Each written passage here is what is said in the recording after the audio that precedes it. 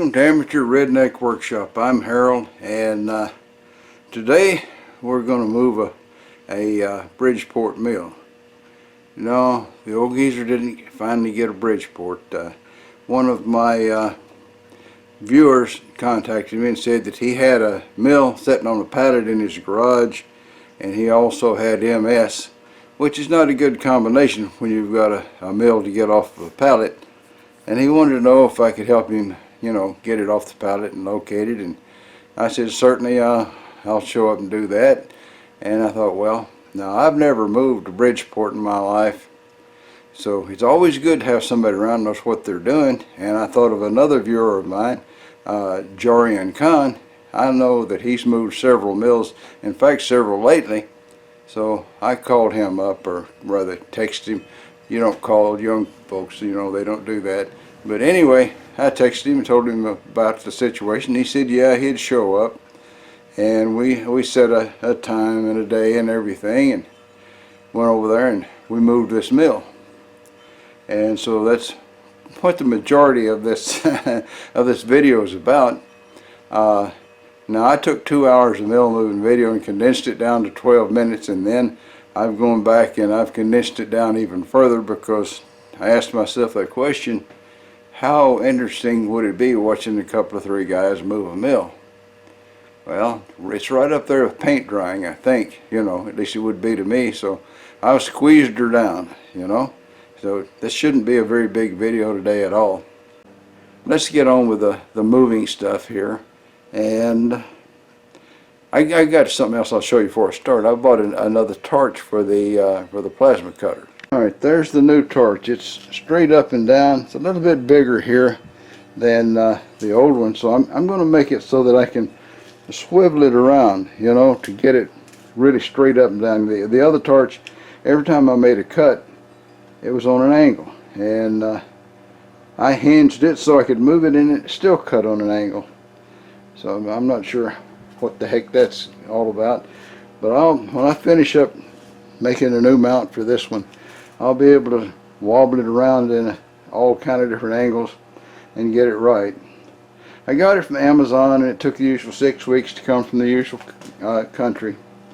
And now there was only one review, and it was in Spanish, and I translated it, and he hated it. He bought two of them and said neither one of them was any good. So I don't know. I went ahead and took a chance and ordered more consumables, and they'll be here by the end of January or sometime in February.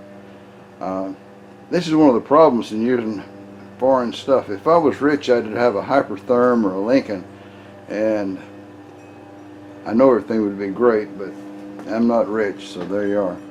Anyway, that's the new torch, and I'll be putting it on the and I'm going to make a movable mount so that if I run into the metal, it'll lift itself up, you know, it'll get pushed upwards instead of just digging into the dirt. So that's another improvement I'm going to make. And if I ever quit fooling with my torch, I can get on with other things around here. This is the mill moving crew right here. Jorian Khan and Tony Frank. And so we've got to move this little Morgan car, which is, I've never seen one before. I think I've seen something about them on YouTube, but I've never seen one, and we got to move it out of there. Isn't that a beautiful car? I believe Tony said it's an 86? Yeah. 86 model. You know, it has less than 9,000 miles on it. Less than 9,000 miles. That's a pretty low mileage. They make these things mostly out of wood. Well, they make it has a steel ladder chassis. Yeah. And it's there's not much of a chassis body framework when it's just sheet metal. Yeah. But from the firewall of the windshield back, all of that bodywork is built on a wood frame, ash. And I'm lucky that that's the first year that they used treated wood. There you go. You can see a video on YouTube of the factory where they make these if you search for it. I've watched it a number. There's the object of our affections right there, a really shiny, clean Bridgeport mill, sitting on a pallet and we're going to just move it a little bit over to the right against the wall. Yeah, where that walker is right now, I'm gonna go move Right that. up there. It'll be there. Going right there where that walker is at there. Not as far as the stool. So Dorian gets in here with his pallet jack. We'll move it around some.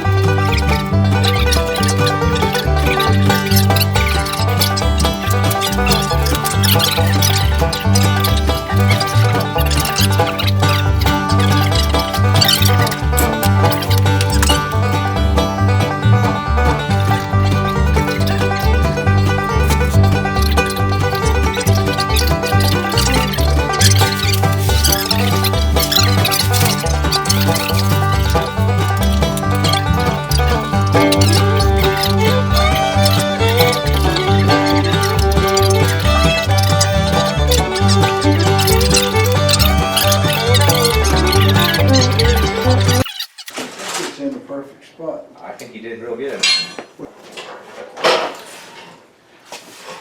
Well, there you are. It's in place. I'll move you over and let you have a better look. I'm happy for you. Look at that. That table is absolutely perfect. There's just one little scratch on the whole thing there, and there's a patched spot down there, but it looks like new. Everything looks like new. This guy is in great condition. Nice shiny new Bridgeport's what it looks like. So there you are. All right, I'm going to stop the video here. Maybe we'll have something from Bubba or Ole or Boudreaux. Bubba had a few head of cows down there on his place, and he got him a young bull, and the bull wasn't doing the bull duties, you know. And so he called the vet, and the vet come out and looked at him. He says, well, he says, he's probably just a little bit young, you know. He said, give him some of these pills here and see if that don't help out. And so Bubba did, you know, and he had to call his nephew to come down there and help him get his bull back. Nephew says, what happened? He said, well, he said, I gave him these pills a couple of days ago. He says, he serviced all the cows, and he said, then he hopped a fence into my neighbor's herd over there. He says, so we got to go get him back. Nephew says, wow. He says, I wonder what's in those pills. Bubba says, I don't know, but they taste kind of like licorice. Well, that's all, folks. Y'all try to subscribe if you're not already a subscriber. Leave a comment if you got something to say. And above all, remember, keep on keeping on. Bye now.